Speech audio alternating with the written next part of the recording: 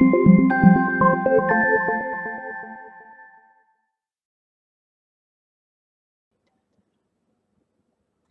Jewish Mom. So I want to talk today about something that all of us have experienced, which is guilt. So this week, I saw a very, very kind of gut-wrenching experience. I witnessed a gut-wrenching experience of a mother's guilt.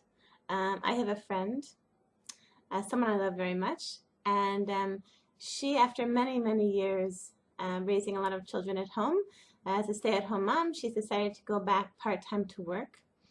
So both of our daughters were performing in a concert together. So this mother got caught in traffic jam, and she missed her daughter's performance in the concert. And the daughter was very upset and crying and resentful and angry. And the mother came, and I could just see she was just crying, feeling so guilty and so bad. In the end, it had a happy ending. The daughter performed her song again for the mother, and everything was fine. It was okay. But it reminded me of an experience that I had that I've written about before for this blog. It was one of the worst, I think, Mamash, and I've been through some very challenging experiences in my life. I think this is among the top 10 awful experiences of my life. And I've written about it before, but now it has a new ending. So I want to share it with you. It's a story about guilt. So 12 years ago, my daughter Halal, who's now 17, her gan was having their end of year party. And at the time, there was an Israeli teacher, and most of the mothers were American or not Israeli, and there was a difficult connection between these very American mothers and the very Israeli Gananet. So it turned out that at the end for the end of the year party, nobody remembered to get an end of year present, which is like it's very, very, very standard at the Israeli end of year parties. That the parents get up and say thank you to the Gananet and give a little speech and give the nice present as a sign of appreciation. And so I came to the party early, got a seat like in the front row, and then I realized, there's no present for the teacher. So a bunch of mothers were there, and I said, there's no present. They said, go and get a present. So I went out. I didn't have any money. I left them like an IOU at the drugstore, got some creams or whatever, I don't know, and in a basket, and ran back. And by the time I got back, then the party had started, and my daughter Halal, 5-year-old Halal, was standing on the bleachers crying. And all the mothers look at me, the bad mother who came late, who made her daughter cry. And so then that wasn't all. At the end of the party, one of the grandmothers came up to me and said, next time, she said, I'm going to give you advice. Next time, don't be anybody's sucker. Al tia friar shel af echad. Don't be anybody's sucker next time. Another mother came up and said, why'd you buy that present? It's really not a nice present for the Gananet at all.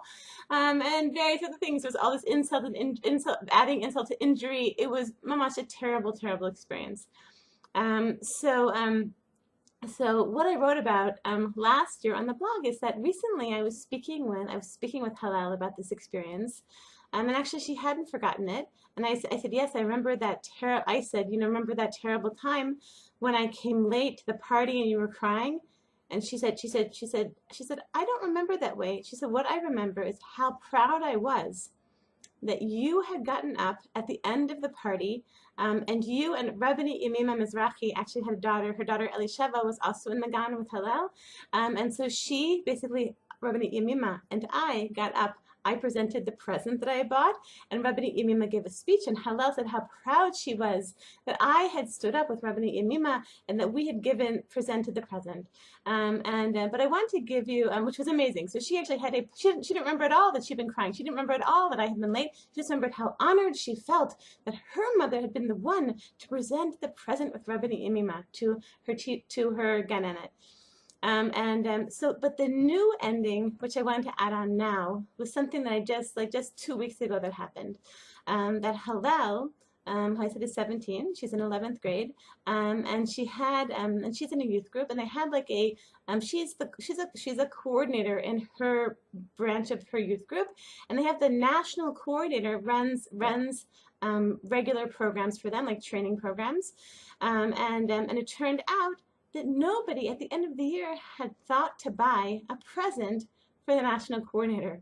And Hillel said to me, she said, Ima, she said, and I realized nobody had bought the present. She said, so I took my own money and I went and I bought a present because I couldn't imagine that we'd have our end of year meeting and that we wouldn't be able to present her with a present. Okay, and another story was that this year then Hillel. So she goes to she attends a boarding school, and there's a janitor, and so she made a big sign saying thank you to the janitor, expressing the appreciation of all the students to the janitor. And I felt like so proud of that, and I felt like it was all coming from this. It's like something that I earned, a matter of, sorry, I'm gonna cry, a matter of education, which I earned with Misirut Nefesh, with self-sacrifice from that terrible experience I had, that somehow something really, really, really got through. That I had kind of like true education, which I earned with my own blood, sweat, and tears. So in conclusion, so all of us have embarrassing moments, have moments of guilt, have moments where we feel like we've let our children down.